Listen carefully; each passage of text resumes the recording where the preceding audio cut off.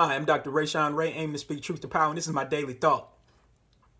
Sports writer and oftentimes a person who appears on ESPN, Jason Whitlock, is completely wrong about racism in America. He came out and said that LeBron James getting the N-word spray painted on his house in LA is simply an inconvenience. That could be farther from the truth. Racism, similar to sexism, can never simply be an inconvenience. And his argument, Jason Whitlock's argument, is that LeBron James is supposedly so rich that he doesn't experience racism in the same way. Well, tell that to Oprah Winfrey last time she went to Paris and walked into a store and tried to buy a purse or some jewelry. Tell that to LeBron James when he had the N-word spray painted on his house. I mean, there are several examples that we could actually give as to the ways that racism unfortunately trumps individual socioeconomic status, meaning racism trumps people's level of education, their income, and their occupation. And there's a lot of research to actually show that. So I actually did a study looking at the factors that lead to individuals identifying as being middle class versus working class. So the argument that people make is that a person's education or their occupation or their income will lead to black people identifying as being middle class in the same way as whites. And I find that that is simply not the case. Instead, what I find is that professional blacks, and we can even think about elite blacks like LeBron James or Oprah Winfrey, might actually be subjective to more interpersonal racism on a regular basis. This is because they're more likely to be in predominantly white settings where certain individuals, not all whites, but some individuals might be more likely to discriminate against them in those settings. Now, that's not to say that poor people don't have it worse, because they definitely do. The difference is that oftentimes poor people are more subjective to institutional and structural racism embedded in the neighborhoods that they're in. So frequently, they might have black people or Latinos who live in predominantly black and Latino neighborhoods, particularly if they're poor, may actually have very few interactions on a daily basis with whites. Most of their interactions are coming from other blacks and Latinos. For affluent blacks, on the other hand, they're more likely to come into contact with more whites. And research shows that this pattern actually leads to more affluent blacks having worse mental health outcomes and oftentimes worse physical health outcomes than working class whites. So see, if social class matters so much as Jason Whitlock says, we actually wouldn't see these patterns at all. But instead, we actually do. And what we find, or what I find in my research, is that blacks who have comparable levels of education, income, and occupation to whites, and in this case, let me be very specific, blacks compared to whites who have at least a bachelor's degree, blacks compared to whites who are working professional jobs, doctors, lawyers, teachers, nurses, the list could go on and on.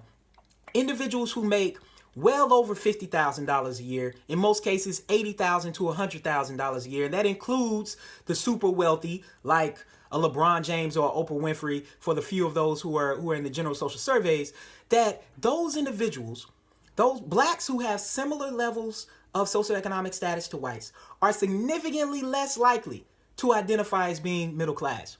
My argument is that blacks experience a racialized middle class experience where their interactions on a daily basis are unfortunately racialized, whether that be at work, whether that be in the neighborhoods that they live in, whether that be in the places that they're frequent, where their race oftentimes trumps their social class. So this is the reason why they could go to a nice restaurant, have the money to pay, plan a tip, but don't get the same treatment as somebody else. This is the reason why when they walk into a store, like Oprah Winfrey has done, and people don't think they can purchase what's in the store, or they're asked to leave, or like you have an NFL player go to look at some property, a gym or some other things that he might want to renovate for a community center for a certain city or neighborhood, and the police is called on him and his friends. So I mean, there are several examples that we could give. So the other part of this then becomes, is Jason Whitlock wrong then? Well, on one hand, yes, he's definitely wrong, and the research shows that he's wrong. On the other hand, however, the question becomes, why does Jason Whitlock perceive things the way he does? Well, some people argue it's internalized racism, and I mean, it could be. I think in the case of Jason Whitlock, there is definitely some of that going on. Internalized racism is where you internalize actually the racism that your group experiences and is oppressed with, and then in turn, you oftentimes try to separate yourself from the group that you're affiliated with. Part of the reason why people do this, though, isn't simply just to make themselves look better. I mean, that's sometimes the case, but oftentimes what it is it's a coping mechanism. Because think about it. For a person like Jason Whitlock, who is extremely successful in his career, if he has to admit that a person like LeBron James or Oprah Winfrey or Serena Williams, or the list can go on, that they experience racism, that some kind of way, all of the accomplishments and achievements that they've made cannot wipe away and remove racism. What is that saying about his life?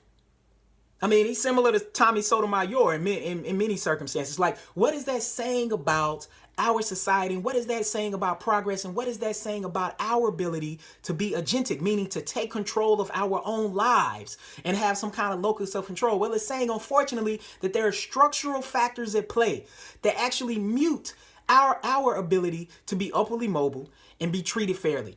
And if a person like Jason Whitlock admits that, then all of a sudden everything that he's told himself throughout his life becomes questionable. And for a lot of people, they simply can't handle that mentally.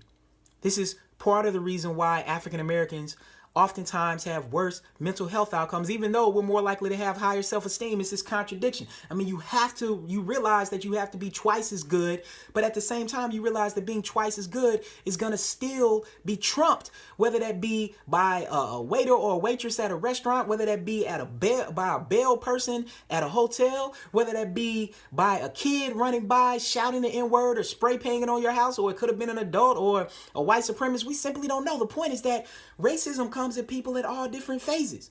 And this is where the interesting comparison comes from.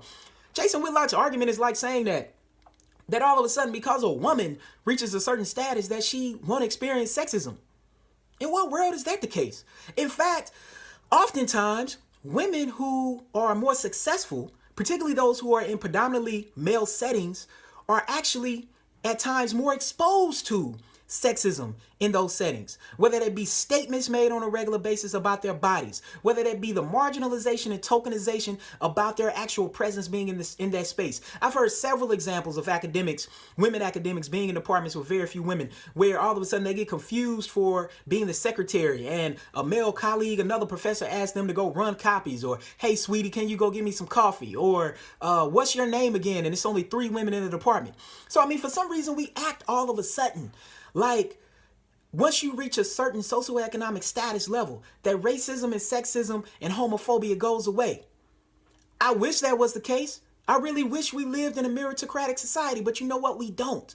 And so we have to check the comments that people like Jason Whitlock make, but we also have to realize why people like Jason Whitlock are making those comments. And oftentimes it's a coping mechanism. Because again, if he admits that racism won't go away, then what does that mean? And see, this is the interesting thing. The other argument, people say, well, you know, if you admit racism is happening or sexism is happening, then you're just playing the victim card. No, actually you're not, right? Research shows that oftentimes people become more empowered when they understand that some of the things that they're experiencing has nothing to do with them. And instead, this leads to them actually working just as hard, if not harder, because they realize, okay, there are things that I can't do anything about, but then there are certain things that I can control. And those are the things that I'm going to kind of control, that I'm going to aim to control. And I think for most marginalized people, they're aiming to do that. So this whole blaming the victim card is so played out. I just get sick of hearing it, that every time somebody says something is racist or sexist, that all of a sudden they're supposedly playing the victim card. No. Actually, what they're doing is calling you out for the fact that you marginalizing and discriminating on them. And that needs to be called out. And so, anyways, conversations matter like Black Lives in Books, and I hope this has sparked one.